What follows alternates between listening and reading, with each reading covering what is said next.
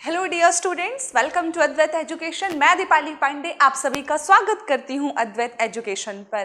तो हमारा एक सफ़रनामा चल रहा है जिसमें कि हम पीवाईक्यूज रेलवे के डिस्कस कर रहे हैं, यानी कि प्रीवियस ईयर क्वेश्चंस जो भी पूछे जा चुके हैं रेलवे के पुराने पेपरों में, और जिन बच्चों ने भी आरआरबी एनटीपीसी साथ ही साथ आरआरबी ग्रुप डी के फॉर्म भरे हैं उन सभी बच्चों के लिए ये सारे वीडियोस बहुत ही बेनिफिशियल होने वाले हैं।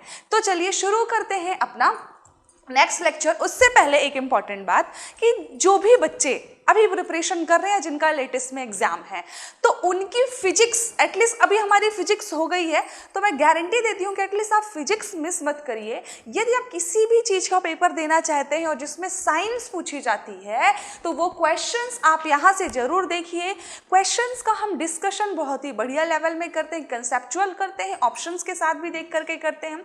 तो यदि आप सिर्फ पीवाईक्यूज भी देखेंगे तो आपके एग्जाम के लिए बहुत हेल्पफुल हो जाएगा। ठीक है, तो हमारा साथ में चल रहा है, कुछ दिन हम लेक्चर डिस्कस करते हैं, कुछ दिन हम पीवाईक्यूज डिस्कस करते हैं। तो पीवाईक्यू की ये सीरीज हमारी चलती रहेगी जब तक कि आपका एग्जाम हो नहीं जाता। ठीक है, जैसे ही आपका एग्जाम हो जाएगा फिर जो आपका नेक्स्ट एग्जाम आएगा हम उसके लिए आपके लिए लाएंगे पीवाईक्यू सीरीज। तो चलिए आज का पहला क्वेश्चन देखते हैं। आज का पहला क्वेश्चन क्या कहता है? आज का पहला क्वेश्चन आपके सामने है। आज का क्वेश्चन कह रहा है which of the following is a conductor of electricity. निम्न में से कौन सा विद्युत का सुचालक है ना। चार ऑप्शन दिए हैं आपके पास। रबर, ठीक है, प्योर वाटर यानी शुद्ध जल, फिर आता है सॉल्ट वाटर यानी कि लवण जल, फिर आता है बेंजीन। तो इन चारों में से कह रहा है कौन सा विद्युत का चालक है। अब एक बात बताइए मुझे, क्या रबड़ विद्युत की चालक है? नहीं, ये तो एज अ इंसुलेटर यूज किया जाता है। यस, है ना, हमें पता है कि जो रबड़ है उसको हम एज अ इंसुलेटर यूज करते हैं। कैसा? एज अ इंसुलेटर, या कहें विद्युत रोधी की भांति हम इसको उपयोग करते हैं। किस तरह? विद्युत रोधी की भांति यूज करते हैं किसको? रबड़ को। तो रबड़ हमारा ऑप्शन जो हो गया कैंसिल हो गया। ठीक है, चलिए नेक्स्ट ऑप्शन है प्योर वाटर। जो प्योर वाटर होता है, शुद्ध जल होता है, वह तो एकदम अच्छा वाला इंसुलेटर माना जाता है। कहना चाहिए हाई क्वालिटी इंसुलेटर कहलाता है। क्या कहलाता है? High quality insulator of electricity. High quality of insulator कहलाता है। क्लियर? तो दो ऑप्शन अपने ऐसे ही खत्म हो गए, क्योंकि शुद्ध जल में उसके आयंस के बीच क्रियाएं नहीं होती, वो ब्रेक नहीं होता, इसलिए क्या है, ना ही इसमें इलेक्ट्रिसिटी फ्लो होती है आपकी प्योर वाटर में, ना ही रबर में। अब क्या बचा? Salt water. तो भाई सॉल्ट वाटर में तो होती है, क्योंकि सॉल्ट वाटर में अशुद्धियां भी होती हैं, ठीक है, बाकी केमिकल्स उपस्थित होते हैं जो कि प्योर वाटर में उपस्थित नहीं होते। दैट्स वाई सॉल्ट वाटर या कहें लवण जल जो है आपका विद्युत का सुचालक है। लास्ट ऑप्शन है बेंजीन। बेंजीन भी विद्युत का कुचालक है, क्योंकि बेंजीन का फॉर्मूला क्या होता है? C6H6। और बेंजीन जो है एक कैसा बॉन्ड बनाता है? बेंजीन जो बॉन्ड बनाता है इसमें पाई बॉन्ड्स होते हैं, जिसकी वजह से ये भी ब्रेक नहीं होता, यानी कि इसमें विद्युत का प्रवाह नहीं होता। ये भी क्या कहलाएगा? विद्युत का कुचालक। तो चारों ही ऑप्शन बड़े इंटरेस्टिंग थे, यानी कि कंफ्यूजिंग थे। हम सीधा देखते ही आंसर नहीं दे सकते थे। सिर्फ रबड़ ही एक ऐसा ऑप्शन था जिसको हम देख करके एलिमिनेट कर सकते थे, लेकिन नीचे के तीन जो क्वेश्चन आपके ऑप्शंस गिवन थे इनमें बच्चे कंफ्यूज हो सकते हैं। तो क्लियर? हमेशा याद रहेगा जब भी क्वेश्चन दिया हो तो पहले यदि क्वेश्चन नहीं आ रहा है तो आप ऑप्शन एलिमिनेशन पे जाइए, यानी कि आप कौन कौन सा ऑप्शन एलिमिनेट कर सकते हैं अकॉर्डिंग टू द क्वेश्चन। यदि आपने एलिमिनेशन सही से पकड़ लिया तो यदि आपको नहीं भी आ रहा है क्वेश्चन तो आप उस क्वेश्चन को सही कर पाओगे। तो ट्रिक होती है, यदि नहीं आ रहा है क्वेश्चन तो आप उसको ऑप्शन एलिमिनेशन के थ्रू कर सकते हैं। जैसे अब यदि विद्युत का चालक 3 में कंफ्यूजन है तो आप एलिमिनेशन में जाओ, बेंजीन भी नहीं होगा, शुद्ध जल भी नहीं होगा, तो आपका क्या हो जाएगा? लवण जल। तो कई बार हमें बाकी चीजें क्या होता है कि पर्टिकुलर आंसर नहीं पता होता है, लेकिन ऑप्शन के जो बाकी बाकी जो आपके ऑप्शन गिवन होते हैं ना, वो उनके बारे में आपको डिटेल चीज पता होती है। तो क्लियर हुआ? तो यदि कहेगा इन चारों ऑप्शन में आपका कौन विद्युत का कुचालक है, your answer will be option C, salt water will be our answer. क्या हो जाएगा? सॉल्ट वाटर जो होगा आपका आंसर हो जाएगा। क्लियर? यानी कि जो लवण जल है वह विद्युत का सुचालक है। क्लियर हुआ बच्चों? चलिए आगे देखते हैं। नेक्स्ट क्वेश्चन कह रहा है, नेक्स्ट क्वेश्चन आपके सामने है, what is the metal used in household electrical cable, यानी कि घरेलू विद्युत केबल में प्रयोग की जाने वाली धातु क्या है, यानी कि जो धातु हम उपयोग करते हैं वह धातु कौन सी है कह रहा है। चार ऑप्शन कौन कौन से हैं? निकल, एल्यूमिनियम, आयरन एंड कॉपर। अब जैसे ही बोला इलेक्ट्रिकल कंडक्टर आया, साथ में चार ऑप्शन में, जाहिर सी बात है कॉपर ही होना है। ठीक है, क्योंकि सबसे कम रेजिस्टिविटी कौन देता है? कॉपर देता है, और हाई कंडक्टिविटी देता है। दैट्स वाई हमारा जो कॉपर है इसकी जो रेजिस्टिविटी यानी कि कहें प्रतिरोधकता जो है वह बहुत ही कम होती है, प्रतिरोधकता बहुत ही कम होती है। साथ ही कंडक्टिविटी यानी कि कहें आपकी जो चालकता है, चालकता क्या होती है? चालकता अधिक होती है, यानी कि ज्यादा होती है। तो निकिल, एल्यूमिनियम, लोहा सभी हैं कंडक्टर, लेकिन जो कॉपर यदि आ गया ऑप्शन में तो हम, और कॉपर भी छोड़ो, यदि यहीं पर सिल्वर होता तो सिल्वर, लेकिन क्वेश्चन में क्या कह दिया? घरों में प्रयोग की जाने वाली विद्युत केबल। भैया इतना पैसा नहीं किसी के पास कि घर में प्रयोग की जाने वाली केबल में हम क्या खरीदेंगे? सिल्वर वाले तार की हम केबल खरीद लेंगे। ठीक है, तो घर में जो लेडीजें होंगी वो कहेंगी नहीं भैया केबल मत लो, सिल्वर की ज्वेलरी ले लो सिल्वर की। ठीक है, तो इसलिए हम हाउस होल्ड एप्लियंसेस बोले तो मैक्सिममली हम कॉपर यूज करते हैं, यानी कि तांबा यूज करते हैं। किसमें? As an electrical appliances in household. ठीक है, चलिए तो ये क्लियर हुआ। Yes, our option is option D, copper या तांबा। क्लियर? ठीक है, चलिए नेक्स्ट देखते हैं। नेक्स्ट क्वेश्चन क्या कह रहा है? नेक्स्ट क्वेश्चन आपके सामने है, the safety fuse wire used in house hold electrical appliances, जो हमारा घरेलू विद्युत उपकरणों में प्रयुक्त सुरक्षा फ्यूज तार है वह किस धातु से बना होता है? ये तो मैं हमने बहुत अच्छे से एक्सप्लेन किया है ना। जो घरों में फ्यूज तार बना होता है उनमें इन चारों में से कौन सी क्वालिटी होती है? जैसे कहते हैं ना कि आप समझ ही जाओगे आप लोग, वैसे जैसे कहते हैं ना कि भैया अब शादी लायक उम्र होगी, शादी कर दो, तो अब क्या क्या क्वालिटी चाहिए? तो अपने अपने होते हैं ना डिमांड्स, ये चाहिए मम्मी, ऐसा मिल गया तो मैं आज ही कर लूंगी या आज ही कर लूंगा शादी, बोलते हैं ना। तो वैसे ही है कि भैया यदि आपके घर में लगा हुआ है फ्यूज तार तो उसकी क्या क्या क्वालिटी होनी चाहिए? तो साइंस ने बताया है कि उसकी क्वालिटी क्या क्या होनी चाहिए। देखते हैं। पहला ऑप्शन है लो रेजिस्टेंस होना चाहिए, दूसरा है लो मेल्टिंग पॉइंट होना चाहिए, तीसरा है लो specific density, and fourth one is low conductivity. अब एक बात बताओ मुझे, घर में लगे फ्यूज वायर का काम क्या है?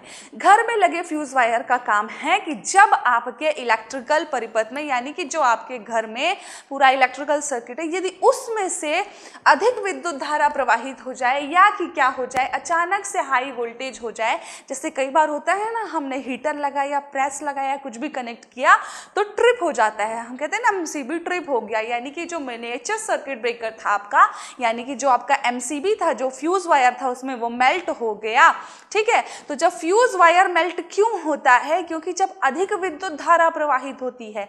अब अधिक विद्युत धारा प्रवाहित होने के लिए क्या चाहिए? अधिक विद्युत धारा प्रवाहित होने के लिए भाई उसका रेजिस्टेंस भी कम होना चाहिए, मेल्टिंग पॉइंट कम होना चाहिए, जो सबसे इंपॉर्टेंट है। एक बात बताओ मुझे, यदि आपका जो फ्यूज वायर है उसमें से विद्युत धारा प्रवाहित हुई, जैसे अधिक प्रवाहित हुई तो उसमें से अधिक प्रवाहित होगी, लेकिन एक बात बताओ, यदि मेल्टिंग पॉइंट आप हाई रख दोगे तो वो तार ब्रेक ही नहीं होगा, यानी कि इतनी अधिक ऊष्मा प्रोड्यूस हो जाती है कि वो जल्दी ही मेल्ट हो जाता है, पिघल जाता है और टूट जाता है, जिससे कि आपका विद्युत परिपथ ब्रेक हो जाता है, यानी कि जो करंट फ्लो हो रही थी वो क्या हो गई? ब्रेक हो गई, हमारा सर्किट ट्रिप हो गया, है ना। हमारा जो बाकी इलेक्ट्रिकल सर्किट था वो सुरक्षित हो गया। तो जो सबसे इंपॉर्टेंट पॉइंट होता है कभी भी फ्यूज वायर से रिलेटेड, तो क्या होना चाहिए? Low melting point is the most important quality of this fuse wire. ठीक है, यानी कि जब भी फ्यूज वायर से रिलेटेड पूछा जाएगा क्वेश्चन,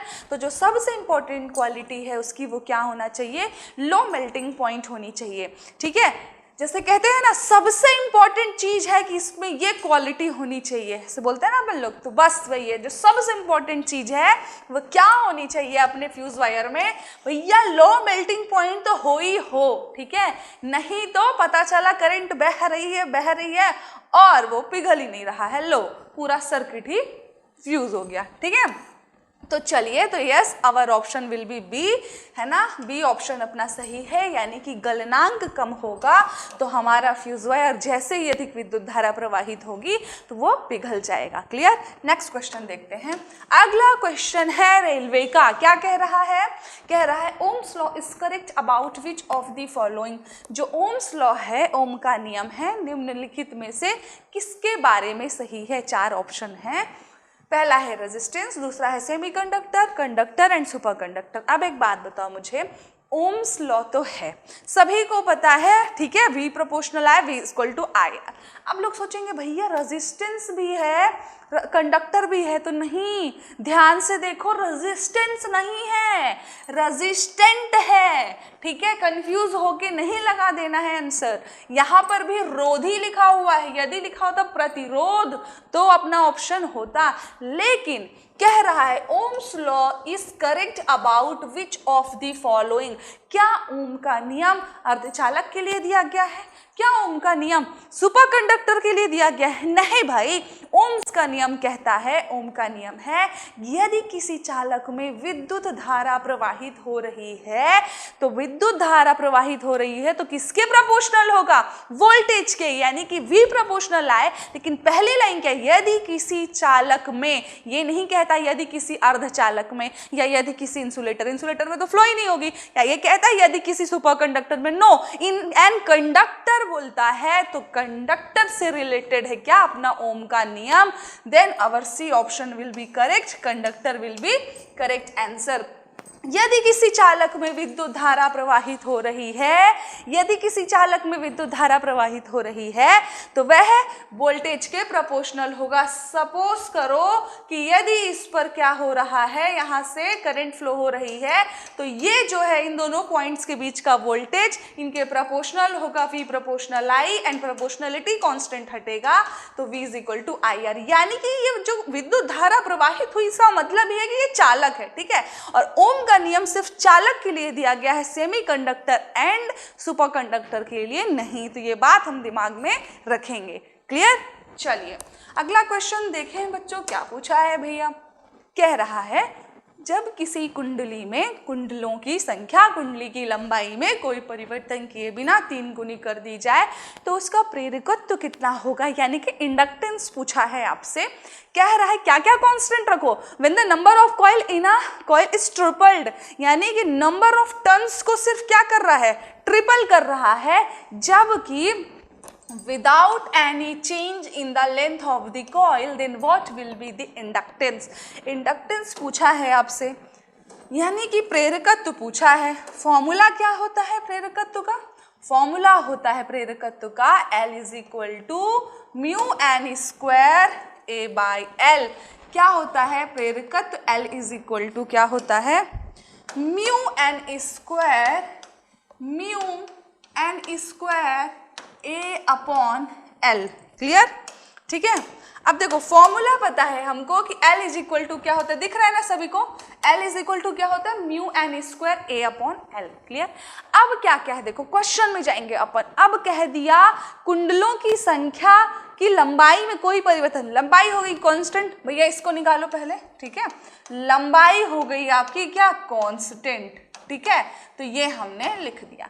जब कह दिया लंबाई कांस्टेंट है, साथ ही नंबर ऑफ टर्न्स जो हैं वो कितने हैं, when the number of coils in the coil is tripled. ये जो नंबर ऑफ टर्न्स हैं, सपोज करो यदि नया नंबर ऑफ टर्न्स कितना हो रहा है, 3 इंटू n, यानी कि प्रेरकत्व फाइंड करना है आपको, इंडक्टेंस निकालना है, जबकि नंबर ऑफ टर्न्स को 3 गुना कर रहा है।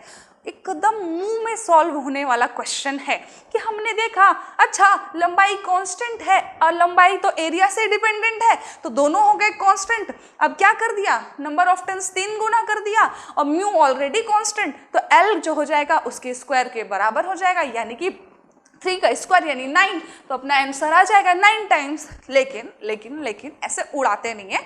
जो बच्चे पहली बार समझना चाहते हैं उनके लिए अपन सॉल्व करेंगे, ठीक है। आइए सॉल्व करते हैं और बताते हैं। L is equal to mu n square A by L, और अब देख रहे हो कि जो नंबर ऑफ टर्न्स हैं वो कितने हो गए हैं, पहले से 3 गुना कर दिया है। अब एक बात बचाओ मुझे, आपको इंडक्टेंस फाइंड करना है, ठीक है।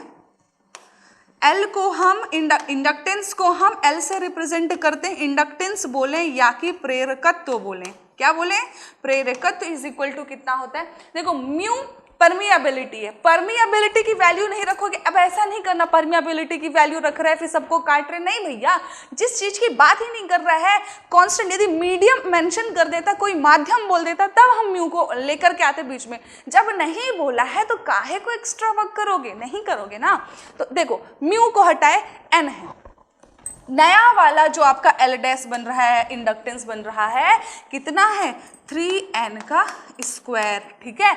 और एरिया देखो, एल को कांस्टेंट, लंबाई कांस्टेंट, एरिया बराबर का होता है लंबाई गुणे चौड़ाई। जब लंबाई कांस्टेंट होगी तो एरिया भी कांस्टेंट होगा।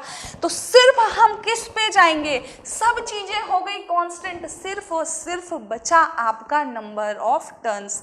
जब भी ऐसे क्वेश्चन पूछते हैं तो इम्पॉर्टेंट यही होता है कि जो नहीं बोल रहा है क्या आप वो चीज उसमें देख पा रहे हो या नहीं देख पा रहे हो। यदि अभी अगला क्वेश्चन करवाऊंगी उसमें भी ऐसे ही आपको मिलने वाला है, यदि आप वो चीज देख लिए तो तुरंत सॉल्व होगा क्वेश्चन और आप आगे बढ़ जाओगे। लेकिन यदि नहीं देख पाए तो आप यही एरिया लंबाई एरिया लंबाई एरिया लंबाई करते रह जाओगे, क्वेश्चन सॉल्व नहीं होगा। तो जब भी फॉर्मूला बेस्ड कुछ भी क्वेश्चन पूछा तो उसमें जो चीज नहीं मेंशन कर रहा उसमें आपको ज्यादा दिमाग लगाना है। कि बोला कि भैया नंबर ऑफ टर्न्स को 3 गुना किया तो 3n हमने कर दिया, लेकिन कह रहा है लंबाई को चेंज नहीं किए। अब जब लंबाई को हमने चेंज नहीं किया तो लंबाई कांस्टेंट कर दो ना, लंबाई कांस्टेंट हो गई, म्यू कांस्टेंट हो गया, ये दोनों कांस्टेंट हो गए। अब जब लंबाई कांस्टेंट हो गई तो क्या एरिया बदल जाएगा, नहीं बदलेगा, ठीक है। तो एरिया भी हो गया कांस्टेंट, तो डायरेक्टली हमारा जो एल डैश निकलेगा, L dash is equal to 9 into n square, यानी कि जो नया आपका इंडक्टेंस है वो पहले वाले इंडक्टेंस का कितना हो रहा है, 9 गुना हो रहा है। बाकी फॉर्मूला सेम है। तो अपना आंसर कौन सा होने वाला है, अपना आंसर होने वाला है कौन सा, 9 टाइम्स। ओह ओह ओह, कहाँ चला गया, यस नेक्स्ट क्वेश्चन आ गया, कोई बात नहीं, 9 times will be our correct answer, 9 times answer हो जाएगा। ऑप्शन क्या दिया है, yes option A is our correct answer. तो समझ आया कैसे आया, देखो क्वेश्चन गिवन था, क्वेश्चन देखा, formula mu is equal to n square A by L पता है आपको, ठीक है। अब जो बच्चे कहें नहीं पता है तो फिर अपन प्रूफ करके ना क्लासेस में दिखा देंगे, ठीक है, कि कैसे आता है mu is equal to n square A by L. अब जो हमारा इंडक्टेंस है, अब उस इंडक्टेंस में क्या वैल्यू गिवन है, क्या वैल्यू नहीं गिवन है और हमको क्या निकालना है, इन तीनों चीज़ों पे आप फोकस करिए, पहली बात, ठीक है। अब जब आपने फोकस किया तो देखा कि सिर्फ और सिर्फ नंबर ऑफ टन्स में ही चेंजेस है, लंबाई constant, area constant, mu constant. तो जब हम सीधा देख पा रहे हैं ना, क्या होता है formula, L is equal to mu n square, तो सिर्फ एन चेंज हो रहा है, तो एन चेंज हुआ, कितना हुआ, 3 गुना हुआ, तो क्या हो जाएगा 3n का स्क्वायर, 3 तिकाई 9 आ गया, तो हो गया 9 टाइम्स। क्लियर, चलो आगे देखें, लीजिए भाई साहब आगे आपका अगला question, if a wire of R resistance is melted and remolded to its half length then what will be the new resistance of the wire. यदि कोई आर प्रतिरोध का तार है जिसको हम पिघलाते हैं और पिघलाने के बाद उसकी लंबाई आधी हो जाती है, यानी कि हम क्या करते हैं उसकी लंबाई के आधे भाग तक ही हम ढाल रहे हैं उसको, तो नवीन प्रतिरोध है, ठीक है। अब देखो रेजिस्टेंस तो चेंज होगा भाई, क्योंकि R is equal to rho L by A होता है। पहले यहाँ पे एक बात समझना, एकदम ध्यान से समझना, ठीक है, नहीं तो बाद में बोलोगे मैडम ने क्या कर दिया। R is equal to rho L by A, clear, R is equal to rho L by A. अब जब रेजिस्टेंस जो है हमारा, हम क्लियरली देख पा रहे हैं कि लंबाई में डिपेंडेंट है, बिना लंबाई के रेजिस्टेंस नहीं है, ठीक है, यानी कि लंबाई पे डिपेंडेंट है। और क्वेश्चन में भी यही कह रहा है, रीमोल्ड कर रहा है टू हाफ इट्स लेंथ। और यदि लंबाई चेंज हो गई तो क्या होगा आपका, यदि लंबाई चेंज हो गई तो रेजिस्टेंस भी चेंज होगा। होगा कि नहीं होगा, चेंज होगा। आइए फाइंड करते हैं कितना चेंज होगा, कैसे चेंज होगा। अब देखो, जब आपने उसको ढाला, जब आपने मतलब जो आपका तार था पहले उसको आपने पिघला दिया, ठीक है, तार को पिघला दिया, पिघला करके जब उसको नया ढाला तो उसकी हमने आधी लंबाई तक ढाला। लेकिन एक बात बताओ मुझे, तो जितना मटेरियल पहले था उतना ही मटेरियल बाद में होगा, यानी कि उस तार का जितना वॉल्यूम पहले था उतना ही वॉल्यूम बाद में होगा। ऐसा है क्या? अभी जैसे आप कहोगे मैडम पिछले क्वेश्चन में तो आपने बोला लंबाई कांस्टेंट मतलब एरिया कांस्टेंट। भैया क्या वहां पिघलाया जा रहा था, लंबाई को चेंज किया जा रहा था? नहीं किया जा रहा था, क्वेश्चन में ही बोल दिया था लंबाई कांस्टेंट। यहाँ पे क्या हो रहा है, यहाँ पे लंबाई को चेंज कर रहा है, साथ में पिघला भी रहा है, उसको मोल्ड कर रहा है। तो जब मोल्ड किया तो कह रहा है कि एक बात बताओ मुझे, जितना पहले वॉल्यूम रहोगा वॉल्यूम बाद में भी उतना ही रहो। ऐसा तो नहीं कि वॉल्यूम बदल गया, थोड़ा मटेरियल निकाल दिए तब उसको आधा बनाए, नहीं, उतने ही वॉल्यूम में हमने लंबाई आधी कर दी। जाहिर सी बात है चौड़ाई बढ़ गई होगी। तो हम ना आर, हमारा जो रेजिस्टेंस है ना यहाँ पर R is equal to rho L upon A, तो हम यहाँ पर जो फॉर्मूला है हमारा, कहीं ना कहीं वॉल्यूम पे भी डिपेंडेंसी आएगी। क्यों आएगी भाई? क्योंकि वॉल्यूम चेंज नहीं हुआ है, ये चीज़ यहाँ पर इनविजिबल है जो आपको दिख नहीं रही है। जैसे ही बोला कि उसकी लंबाई आधी हो गई, यानी कि लंबाई आधी हो गई यानी एरिया में भी फर्क पड़ गया। तो अब यदि हम एरिया से क्वेश्चन सॉल्व कर देंगे, सीधा हम लंबाई की वैल्यू पुट कर देंगे। एक बात बताओ मुझे, लंबाई को आपने क्या कर रहे हैं, आधी हो जा रही है।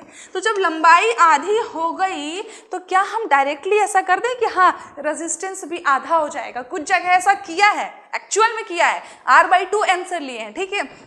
तो एक बात बताओ मुझे कि क्योंकि आप बोलो मैम दोनों तो डायरेक्टली प्रोपोर्शनल है, लंबाई आधी करोगे तो एरिया कांस्टेंट रहेगा क्या? कैसे कांस्टेंट रहेगा? लंबाई आधी हुई तो एरिया भी तो चेंज होगा ना। और जब एरिया चेंज होगा तो हम इससे डायरेक्टली नहीं कह सकते, हम वॉल्यूम में जाएंगे। किस में जाएंगे? वॉल्यूम में जाएंगे, क्योंकि हमारा जो वॉल्यूम है वो तो सेम है। और volume V is equal to क्या होता है? एरिया इंटू लंबाई होता है कि नहीं होता है? तो जो आपका रेजिस्टेंस था R is equal to rho L by A, अब यहाँ पर हमको लंबाई के फॉर्म में निकालना है आंसर, तो लंबाई की वैल्यू मत रख देना यहाँ से, ठीक है। ये मैथ्स का बेसिक है एकदम। जो इक्वेशन फाइंड करने के बच्चे क्या करते हैं, L is equal to V by A यहाँ पुट कर दिए। अब लोग ढूंढ रहे हैं भैया रेजिस्टेंस और लंबाई के बीच का रिलेशनशिप ही हमको फाइंड करना है, तो L को यहाँ से मत गायब करना, ठीक है, गायब नहीं करेंगे। अब हम यहाँ पे वैल्यू पुट करेंगे A is equal to V by L, यानी कि A is equal to V by L हम पुट कर देंगे इस इक्वेशन में। समझ लो इक्वेशन नंबर 1। तो आपका R is equal to rho L upon V by L is equal to rho L square upon V। तो आपका जो पुराना रेजिस्टेंस है उसको हमने वॉल्यूम के फॉर्म में चेंज कर लिया और ये बन गया हमारा इक्वेशन नंबर 2। 1 तो बना चुके हैं, ठीक है, क्या बन गया 2। अब देखिए क्वेश्चन में डायरेक्टली मेंशन है कि मोल्ड करने के बाद यानी कि ढालने के बाद लंबाई क्या हो रही है, आधी हो रही है। तो इस आधी लंबाई का रेजिस्टेंस भी कुछ नया होगा। तो जो नया रेजिस्टेंस R डैश होगा वो पहले जो लंबाई थी वो L थी, उसका आधा हो रहा है। आधे का मतलब है L/2 का स्क्वायर अपॉन V। देखो हम वॉल्यूम वाले फॉर्मूले पे ही चल रहे हैं क्योंकि वॉल्यूम पे फोकस कर रहे हैं फिलहाल, ठीक है। तो जो हमारा नया रेजिस्टेंस बनेगा वो क्या बनेगा, rho L square upon 4 upon V, ठीक है। तो R dash is equal to आ जाएगा rho L square upon 4 into V। ये हो जाएगा अपना इक्वेशन नंबर 3। आइए इसको थोड़ा ऊपर कर लेते हैं, ठीक है। उसके बाद जब हमारा R और R डैश आ गया, क्या क्या आ गया आपका, R और R डैश आ गया। आप ध्यान देना ये R जो इक्वेशन नंबर 2 बना है और इक्वेशन नंबर 3 बना है। फाइंड क्या करना है आपको, नया रेजिस्टेंस का रिलेशनशिप ही फाइंड करना है। तो R और R डैश को आप कर दो डिवाइड। जब आप R और R डैश को कर दोगे डिवाइड यानी कि R अपॉन R डैश, तो कितना आने वाला है भैया, R upon R dash divide करोगे तो डायरेक्टली दिख रहा है, क्या दिख रहा है डायरेक्टली, ये रो से रो कैंसिल हो जाएगा, V से V कैंसिल हो जाएगा, यानी कि सिर्फ क्या बचेगा, L स्क्वायर भी कैंसिल हो जाएगा, यानी कि पहले वाले में तो कुछ नहीं बचा, 1 बचा, और नीचे R डैश वाले में जब डिवाइड किया तो आपने क्या बचा 1/4, तो R upon R dash is equal to 4 upon 1 बचा, तो R upon R dash is equal to 4 है, तो 4R dash is equal to R है, आपको R डैश चाहिए तो R dash is equal to R/4 आ गया, यानी कि हमने देखा, क्या देखा कि R अपॉन जो नया रेजिस्टेंस था उसमें क्या आपको वैल्यू मिली है, नया रेजिस्टेंस जो है पुराने रेजिस्टेंस का 1/4 हो गया, कितना हो गया 1/4 हो गया, तो क्लियर हुआ। अब जब अपना क्वेश्चन था, और पूरा क्वेश्चन देखते हैं, ठीक है, थोड़ा छोटा हो जाएगा, कोई दिक्कत नहीं है, क्वेश्चन हमको पता है, मैडम बोल चुकी हैं क्या है क्वेश्चन, क्वेश्चन ने कहा था if a wire of R resistance, R resistance है किसी वायर का, किसी तार का आर प्रतिरोध है, और उसको क्या किया जा रहा है, मेल्ट किया जा रहा है, यानी कि कोई तार लिया आपने, उसको गला दिया, इतना तेज गर्म किया, गला दिया, और गलाने के बाद उस तार को उसकी आधी लंबाई के उसमें मोल्ड कर दिया, जैसे ही लंबाई आधी करी तो ध्यान रखना एरिया भी चेंज हो गया। तो अब जब हमने आधी करी तो हमको ये तो नहीं पता है भैया चौड़ाई कितनी हुई, अब चौड़ाई भी पता होती तो हम एरिया से निकाल लेते कि नहीं निकाल लेते कि नया रेजिस्टेंस कितना होगा, अब हमको एरिया का कंफ्यूजन हो गया, लंबाई भी आधी हो गई यानी एरिया कितना हुआ होगा, तो हमने क्या किया, हमको ये बात पता है कि हमने उसको मोल्ड किया, भले ही मटेरियल को चेंज नहीं किया, यानी कि जो पहले वॉल्यूम था वही वॉल्यूम बाद में रहा होगा, इज इट क्लियर, इतना क्लियर है, यानी कि उसका आयतन वही रहा होगा। हम कहते हैं चौड़ाई चेंज भी हुई होगी चाहे जितनी हुई होगी, आयतन बराबर क्या होता है, लंबाई गुणे चौड़ाई गुणे ऊंचाई, यानी कि L into B into S, area into length होगा कहना चाहिए, तो वॉल्यूम पहले था जो वही बाद में है, तो हमने वॉल्यूम का फॉर्मूला उठा लिया और वॉल्यूम के टर्म में चेंज कर लिया रेजिस्टेंस के फॉर्मूले को, और दोनों रेजिस्टेंस का रेशियो निकाल लिया, तो कौन सा ऑप्शन आने वाला है, R/4 will be the correct answer, it means yes अपना गिवन है कि ऑप्शन ए अपना सही आंसर है, क्लियर हुआ। चलिए नेक्स्ट क्वेश्चन देखते हैं, अगला क्वेश्चन कह रहा है where does pure metal collect during the electrical refining.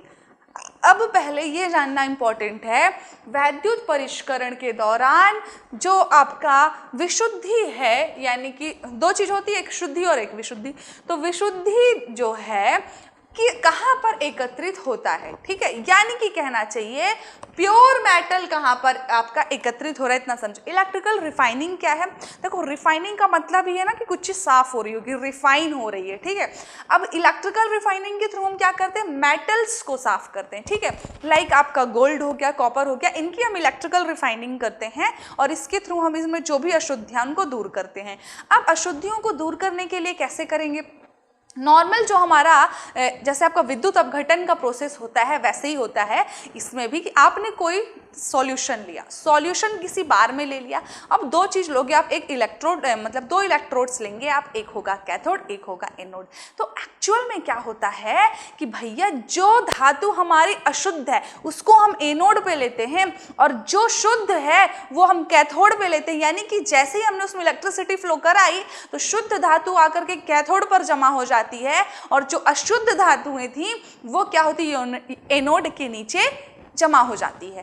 तो क्या था क्वेश्चन, कह रहा प्योर मेटल, तो प्योर मेटल कहां पर आएगा, कैथोड पर आएगा। यदि क्वेश्चन होता इम्प्योर मेटल का तो हम आंसर देते एनोड का, इसीलिए एनोड को हम कहते भी हैं कि वहां पर इम्प्योरिटी आकर के जमा हो जाती है ड्यूरिंग इलेक्ट्रिकल रिफाइनिंग। तो क्लियर हुआ इलेक्ट्रिकल रिफाइनिंग प्रोसेस क्या है एक्चुअल में।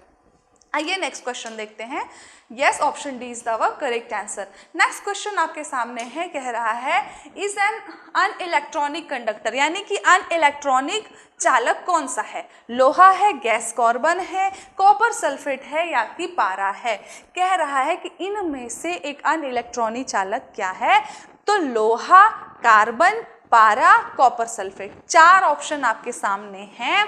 तो क्वेश्चन है इज एन अनइलेक्ट्रॉनिक कंडक्टर। अनइलेक्ट्रॉनिक कंडक्टर का मतलब है भैया लोहा भी हमारा कंडक्टर है, ठीक है, नॉर्मली मरकुरी भी हमारा क्या है, कंडक्टर है, गैस कार्बन भी कंडक्टर है। तो जो कॉपर सल्फेट है ना उसको हम अनइलेक्ट्रॉनिक कंडक्टर कहते हैं।